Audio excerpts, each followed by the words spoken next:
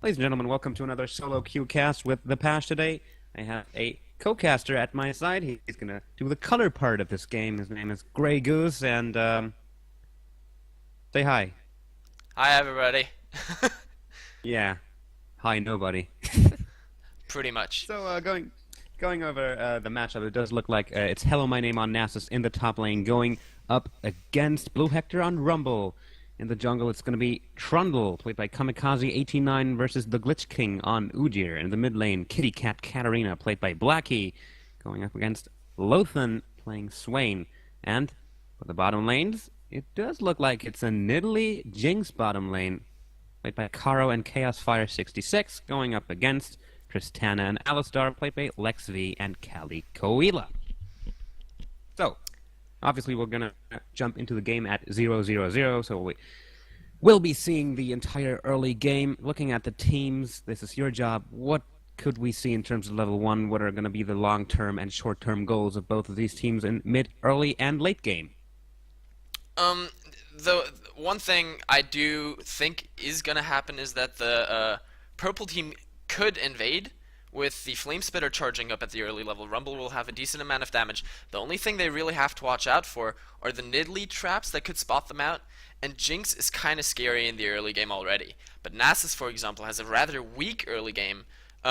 Trundle isn't able to do too much aside from his Pillar of Dirt, which will then in turn slow his jungle down. So I think if any team will do something, it's going to be the purple team, the red team that is going to invade onto the blue team. And I think the blues will rather try to just be defensive.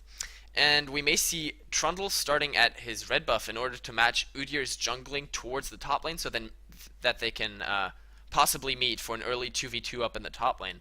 But one thing I do want to mention is that I really like the picks of Tristana Alistar against this Jinx Nidalee, because one thing, or the biggest weakness of Jinx, is people that get in her face. She cannot deal with someone that is sitting on her face and bashing her. And that's really one thing that Alistar and Tristana excel at. Alistar, if he lands the pulverized headbutt pulverize combo, he's going to be right there and CCing her. Tristana can jump on top of that and just lay down all the damage. Jinx does not have a natural escape. She's got her flame chompers, but that's pretty much all she has. And if Alistar and Tristana can avoid being poked down by the Nidalee spears, I think they will have a very good chance of dominating that bottom lane. Well, However, very yes? well thought out picks, apparently, out of the red team here in this matchup. We are going to get into the game momentarily as Udyr is sitting at 95%. But of course, I want to take a look at that top lane. The Nasus versus Rumble. You barely scratched on it on that matchup, but we do see Nasus having picked up the teleport here and running Ghost, of course, because he's Nasus.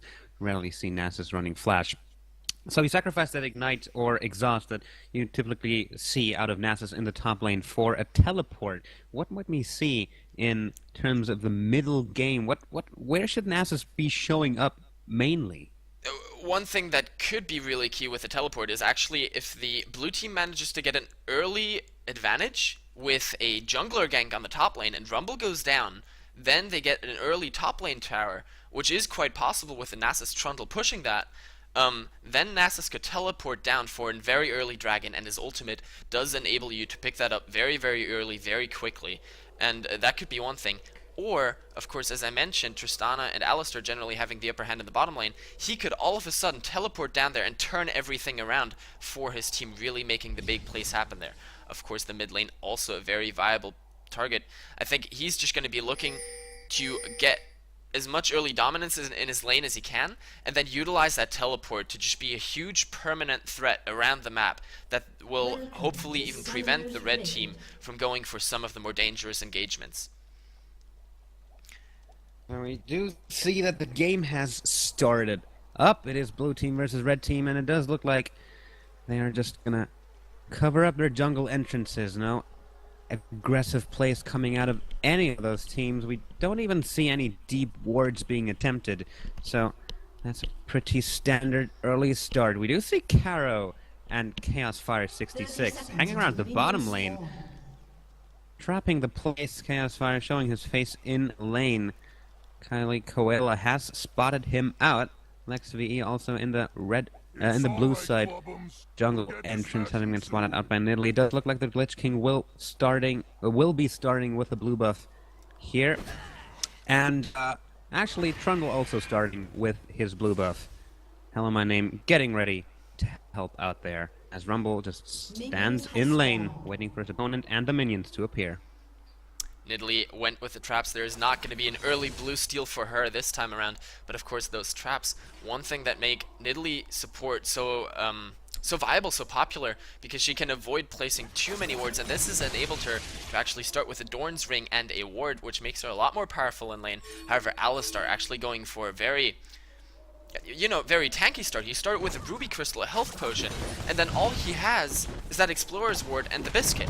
He does not have any wards. KSR actually getting very aggressive here, getting caught by the Never Move. The damage is coming out of him, the Ignite is burned, he has to flash away. Will he be able to get away? No, there comes Kalikoala. It's gonna be the first blood for Red Team here, as Jinx gets herself into a very peculiar situation.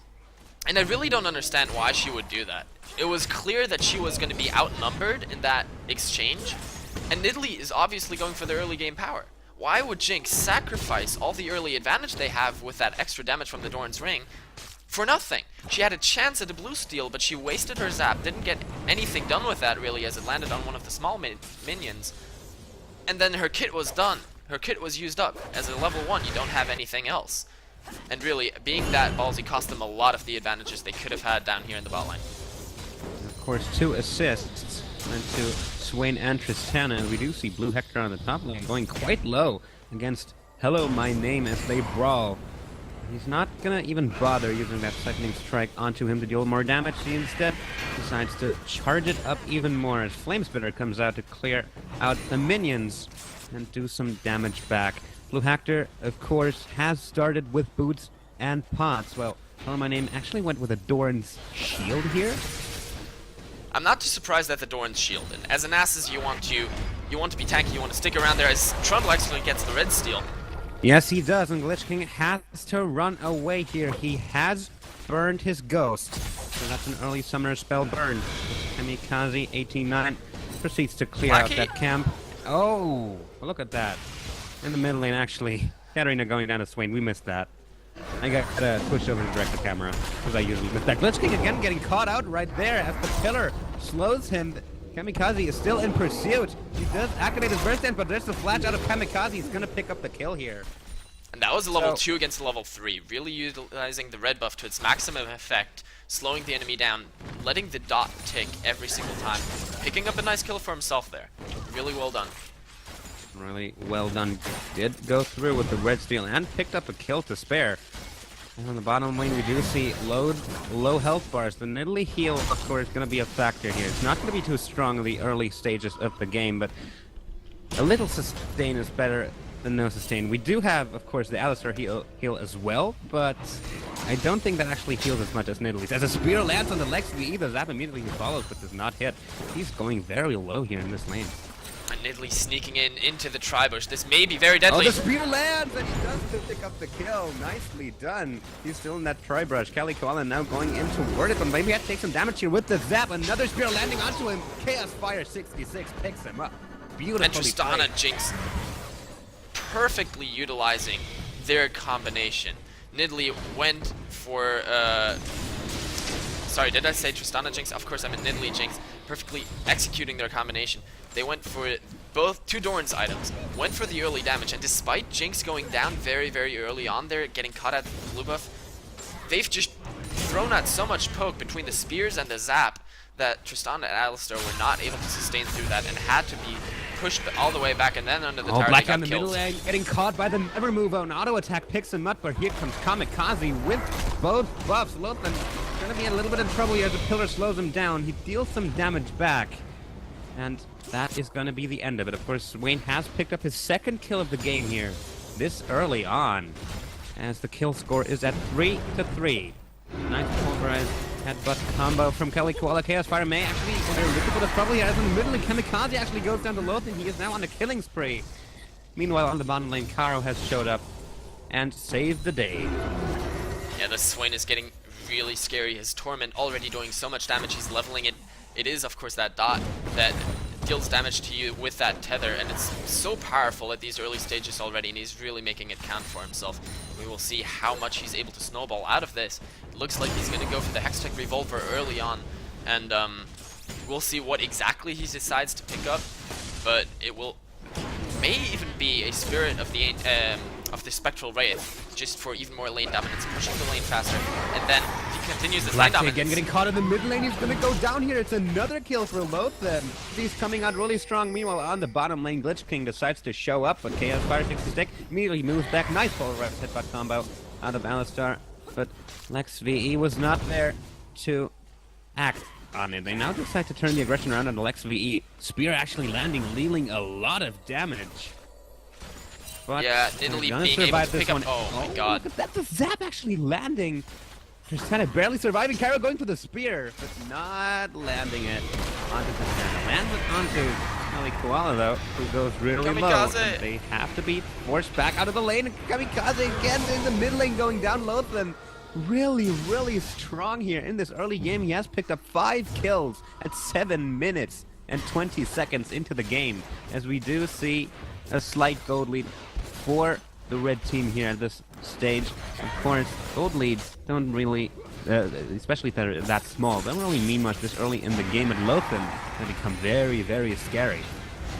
Yeah, they seem like it seems as if they can't deal with this Swain. He's got twice as much gold as Katarina right now. He can just do whatever he wants in that lane. He has 1,800 gold in his back pocket. Once he goes back, he's going to be even more powerful. He even goes under the tower. He goes for the dive, he flashes in, but here comes the Death Lotus out of Blackie. Does get the shutdown. A little ballsy play right there. Yeah, I'm not quite sure why he would do that. His ultimate was definitely not enough to sustain through the tower hits. And Katarina even had her ignite as the bot lane. Oh, here comes the Glitch King going on to Carol here. He is going to go down as Lex VE picks him up with the DOT. They are now onto Chaos Fire, but he is too far away already. They do pick up a kill. Very nicely done there, but of course in the bot lane, CS-wise, there's a huge advantage for Jinx, and the top lane is fighting. In the top lane, Blue Hector has to flash back to this as the Siphoning Strike out of Hello My Name hits and chunks away a huge bit of his health. Nass is already quite strong with his Qs here this early in the game. Blue Hector maybe might want to go for some armor here, because those Siphoning Strikes, they hit like a truck. Of course, this was after Rumble had forced Nasus back before with the previous engagement and the ultimate, so really it was a trade back and forth, but now there's the proxy and Swain is moving up towards that top lane as well. Yes, he will meet Kamikaze 89 here, and he will go down. No, the never move actually does not hit. He managed to flash away, but here comes Blue Hector, picks him up with the flame splitter. Completely botched equalizer, and Hello My Name dealing some damage onto Blue Hector. Will he be able to pick him up here? It does look like it. Yes, he does, but now Lothan is on to him. He does go down to the turret hit, 2 for 1 in the top lane, and Lothan picking up another kill. And looking at the scoreboard now, it is still 0-0 in towers. There's only a small 500 gold lead in favor of the red team, but it is 5-9 in kills, and what's even more important, 6 of those kills are on Swain, an AP carry that can do so much damage even towards the late game. He's really good at extended team fights, and if he can make these extended team fights happen for himself, he's going to be a huge threat throughout the entire game. There's also a kill onto Tristana, which is nice, as she's currently behind and really needs to catch up. Kara actually flashing over the wall and picking up the Glitch King just as he is preparing to do his own wolves, but he may now be in trouble, as we do see Lothan moving up on towards his direction. He does manage to recall out of that. This means nice Swain is in right position to there. move bot. Oh, does not look like he's go for it. That's just gonna rotate around as red team actually picks up the first turret of the game here. Turret lead to 1-0. Lexi actually flashing away. Chaos Fire flashing after, maybe getting into a load of trouble here as Lothan comes in. Nice push from Kelly Koala directly into him. He picks up the kill, and now Kamikaze has to get away. Blackie as well, also very, very low. Runs over a ward. They do know his movements. They do know where they are going. Kali Koala is still in pursuit. Will he be able to land? No. He just smashes the ground in frustration and moves away. As Kamikaze actually in a little bit of quarrel here with Lothan. But they do get away. And really, that was a pretty sloppy fight from the blue team, as Swain still has not had enough. Puts down some more damage onto Kamikaze 89. But really, in the end, that was really sloppy from the blue team. They had what they came for. Swain even went back. They were 3 versus 2 under the tower. They got the tower, managed to have Katarina flash out and survive all that. But then they wanted more. They wanted more, and they got. Oh, they're actually going for the dive here. Kelly headbutts away. There comes the Super Mega Death Rocket out of Chaos Fire. Spray managing to take down Alistar. It's a double kill so far. Lotham also getting very low here. The Never Move does land. Will he be able to take him down here? No! Yes, he will! But Jinx does pick up the triple kill beforehand. On the top lane, we do see Rumble going down to hell in my name as that engagement pretty much simultaneously went down. And the Glitch King running into Caro here, and it's an ace! An ace for the blue team at 12 minutes. So overall, that was a what? 5 for 3 trade actually, as Katarina had also gone down under the tower. But that's still very much in favor of the blue team. After being 500 gold behind, they are now almost 2,000, 1,800 gold in the lead. They've picked up a tower for themselves. They've already done a nice chunk of damage on the mid as well. Now, actually, top tower is still pretty healthy, but mid tower is probably going to go down to this wave here if Italy decides to push it anymore. Yes, it will. And that's going to be even more of a gold advantage in favor of the blue team. Nasus is about to have his teleport up again. He used it early to get into lane, now it is up. And with this, I think the next focus for the blue team is going to be that dragon area if they can push this bot lane back a bit again. Of course, we're going to see what they decide to make. Huge as well. That is really, really huge. Oh, pulverized headbutt directly into Lex V. Sorry, doing some damage onto him as that comes out, but he is going to go down here. No, Black, he actually jumps in, takes him down. And Chaos Spider does survive. They're now onto Cali Coela, but they do not engage onto him. He just sits in the brush. Black, he's still in the bottom lane. Trying to show up. It does look, actually, Norton coming in from the mid lane. That's the Never Move onto Black. He is a little bit dead as Swain picks up a double kill. They are putting down some aggression onto Kamikaze, but he will manage to survive this one. He has to do his tower defense duty. And what I actually wanted to talk about, well, we do have the gold lead in blue team's favor, and while they do have 11 kills on Swain for the red team, both of these don't really mean much, especially because Swain is pretty much the only one with really high damage for the red team right now, so if he gets focused down in team fights, we're gonna see Equalizer actually coming down out of Blue Hector in the top lane as Kara engages onto him, forces the flash even. Yeah, and you're very, very correct. The big thing in this game right now is that our 11 kills are on this Swain. He's all they have, and if the blue team manages to shut him down, take him out of a fight, or Swain is just out of position in a different lane, the fights will rapidly turn in the blue team's favor as Rumble is in trouble. Yep, Caro does use the exhaust onto Blue Hector. He is going to go down here as Caro takes him down. Caro coming out really strong here in this game, and is basically a completely roaming support. He's picking up kills everywhere on the map. We did see him in the jungle, in the red side jungle. We did see him pick up the middle outer turret, and now we did see him get a kill in the top lane. And what I find very impressive, seems to live on the bottom lane right now. Yeah, it's basically been sort of a lane switch. Blackie going down to the bot lane, constantly there together with Jinx, and Jinx is in trouble. And Kelly Gola going in, using the exhaust onto Chaos. But they do decide to back away. Oh, look at that! Super Mega Death Rocket preparing Alistar for the pickup by Kamikaze. Lex VE now in trouble, has to flash away. Kamikaze flashing after him, does turn the aggression out to Lothan, but he turns it around, takes him down. Here comes Blackie with the Death Lotus, does manage to pick up Lex VE. Lothan does survive, but he is now on tower defense duty as Udyr is moving in. Let's see if they manage to put some damage down onto this turret. So it was very nice communication between Jinx and Trundle there in order to pick up the Alistar kill. Sadly, Trundle went down in the end, but they got the Tristana kill in return. But what I wanted to mention earlier is that Nidalee has 83 CS. She actually, after Nasus, has the highest CS in the game. And for someone that started out as a support, Swain gonna die. Really low there in the bottom lane as Chaos Fire does manage to take it down with help from Blackie. Just as Alistar arrives back in lane. Glitch King, in the meanwhile, in a little bit of a quarrel here with Caro. Caro coming on really strong here in this game. Yeah, he's basically been another AP threat this entire game, and he's going to keep getting stronger as the bot lane quarreling again. Alistar getting very, very low, had to use his headbutt to actually get out of the fight, I believe, after he got caught in the Blink Chompers, took a lot of damage, and Nidalee taking down the inner tower in the mid lane. It is now 3-0 in towers as Jinx gets... Oh, headbutt pulverized out of Alex, but here comes immediately Katarina dumping in.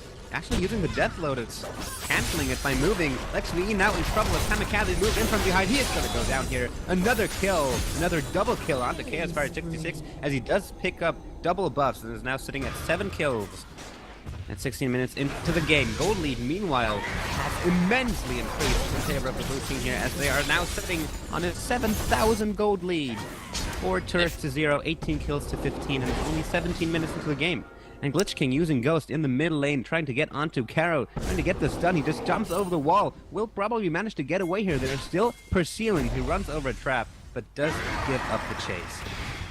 Very nicely done by Caro there, knowing how far she could go and then getting out safely. One thing I wanted to mention is Jinx just had over 2,000 gold in her back pocket, just went to shop. Nasus has over 1,200 gold, and Nidalee has a whopping 3,700 gold. Once she goes to buy her items, that's more than just a death cap. She can get a death cap plus other items. She's going to be scary as hell in just a couple of seconds, minutes.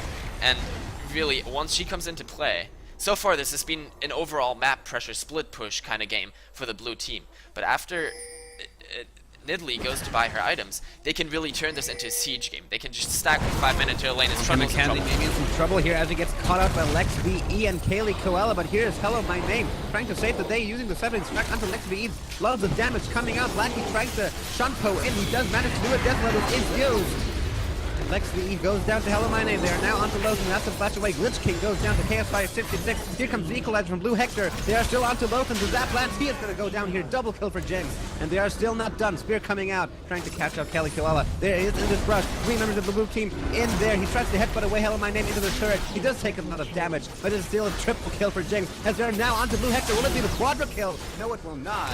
Blackie picks him up, but still, it's an ace. Beautifully done there by the blue team. That was a clean ace at 5-4-0. Very nicely played. And in the end, it looked as if Trundle had been gotten caught. And instead, the Buster Shot even knocked him to safety. He got all the way behind Nasus, and then Nasus was there to take over the tank.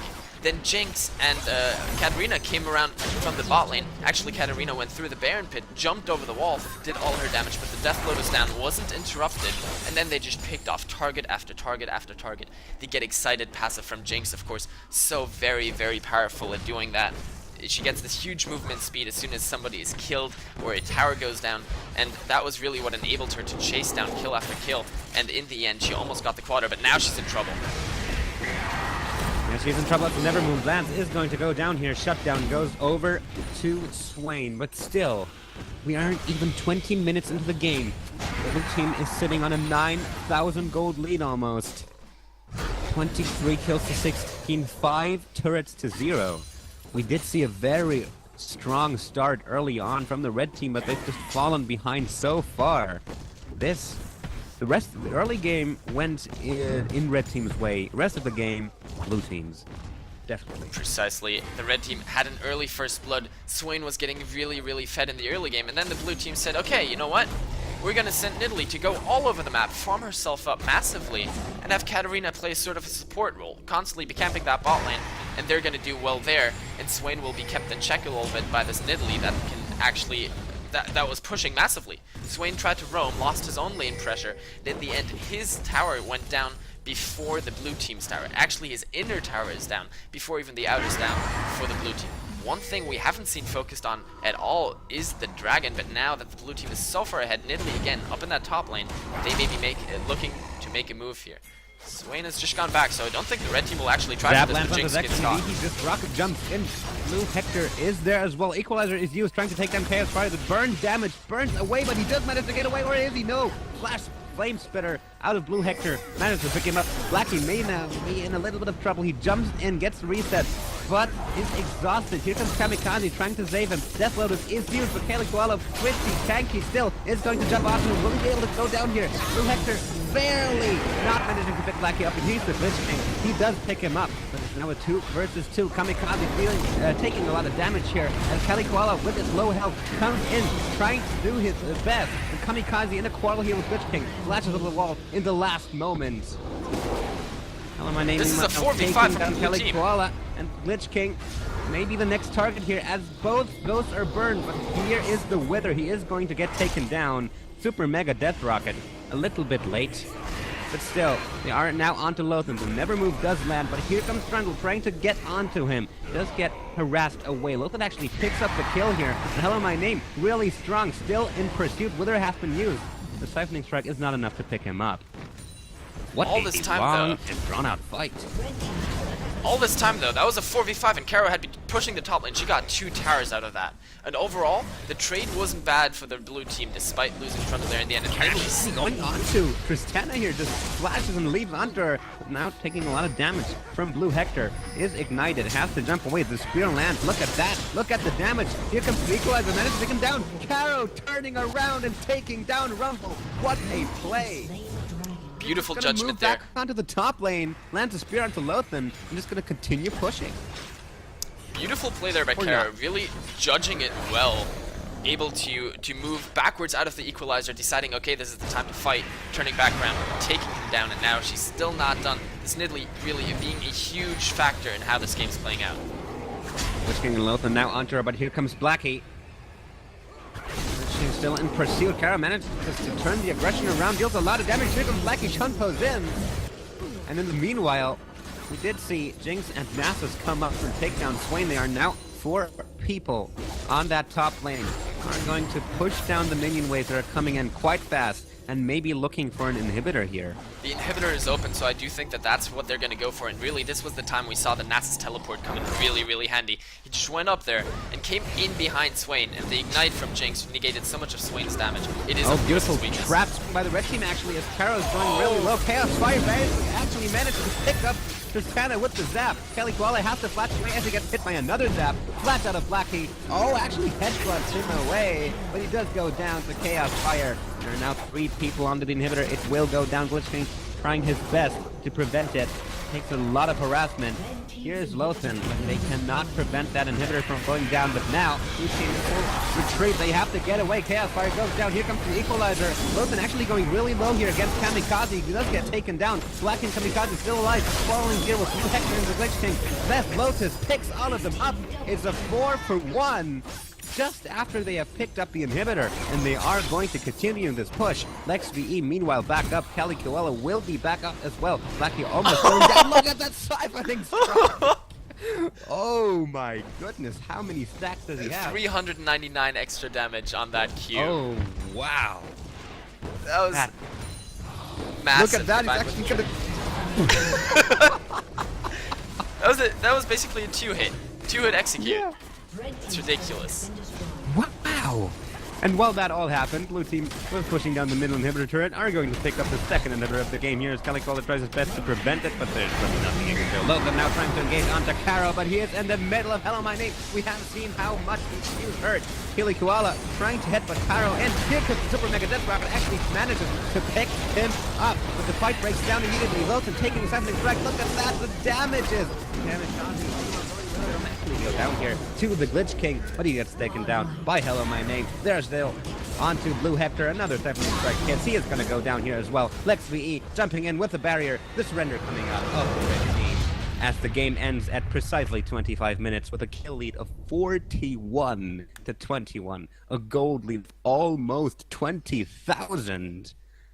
Jesus. That was devastating, and in the end, it was the blue team coming back from their early game disadvantage and really saying, okay, we've picked up this little bit of a lead here. Let's use this to our advantage. And then they had Nidalee roam. Nidalee picked up easy kills together with Jinx under that tower. Tristana and Alistar not being careful enough there got picked off very early on, negating the early advantage they had against Jinx. And then Jinx, of course, being a really snowbally champion, they said, okay, now what do we do with this? And then they had crisp rotations with Nidalee going all over the map, making things happen, putting pressure on the map everywhere, getting farm for herself. She ended that with 157 CS. She has more than any other person in the game, and she was the support in the early game. That is not something you see very often. And in the end, towards those last fights, I do believe the last 3 team fights were actually 4v5s for the blue team, with Nidalee somewhere gone split pushing. Or in that last fight, she was actually at base and then came in later to finish off that middle inhibitor tower. But that was only possible because they had picked up the gold lead in the minutes before, and then had completed items over their enemies. If we look at these post-game items, there's Katarina with a Liandry's Torment, the Sorcerer's Shoes, and a Death Cap. There's Nidalee with Seraph's Embrace, Death Cap, Sheen, Sorcerer's Shoes, and a Cage's Lucky Pick, and a Doran's Ring. There's Trundle with a Trinity Force, Nasus with a Trinity Force, plus the Aegis, plus the Kindle Gem. And then there's Jinx with an Infinity Edge, and a Phantom Dancer, and almost a completed Bloodthirster. There was nothing like this on the enemy team. On the enemy team, if even, there was one item done. Swain had the Will of the Ancients, plus, okay, the Spirit Visage. Rumble had nothing aside from his shoes, only bits and pieces. Tristana had her Phantom Dancers, but that's mainly an attack speed and crit chance item, not a damage item. If you have attack speed but no damage to back it up, it's not going to do enough for you. She needed something like a Bloodthirster, like a Blade of the Rune King. Something that could do damage to the enemies, so she wasn't powerful enough. Alistair was a bit of a meat wall with Sightstone and the Aegis of the Legion, but not enough. Udyr, same thing. Spirit of the Ancient Golem, building towards another Aegis, I guess, with that Emblem of Valor. Maybe a little bit of miscommunication there, but it didn't matter. They did not have the items to match up against the huge, overwhelming advantage that the blue team had on them. And Yes. really, looking at damage dealt to champions, it is ridiculous. I mean, Swain actually has the most damage done, but then the next 3 spots go to Nidalee, Nasus, and Jinx, with Nidalee actually having the highest damage done on the blue team, and Katarina almost being even with Trundle at the bottom. Everyone really participating in this game. And while it really surprised me because after that really strong start from the red team, I expected to see a stomp, but not the stomp that we saw. I think a lot of that was because Swain picked up an early, very nice advantage for himself. But of course, all of these kills went to the same people. They were only onto Trundle and Katarina. So the gold bonus he got from them was less every time. And I do believe Katarina got up to a 4-death streak. So while the first kill was still worth 300 gold, I do believe the last kill was only worth around 180 or something like that. So he lost some gold from that. And then he roamed to other lanes, tried to make things happen there, but the blue team responded beautifully, had extra people there as well, and was able to trade evenly in each one of these engagements. Or even come out ahead. And then, when you still get a shutdown bounty onto Swain, which happened several times, especially onto Chaos Fire, onto Jinx, who is someone you do not want more fed than necessary, that really turned around the advantage. I mean, shutdown bonuses onto an enemy AD carry is something you don't want to happen. And then trading evenly when you have a 5-0 monster moving into that lane is not something that's allowed to happen.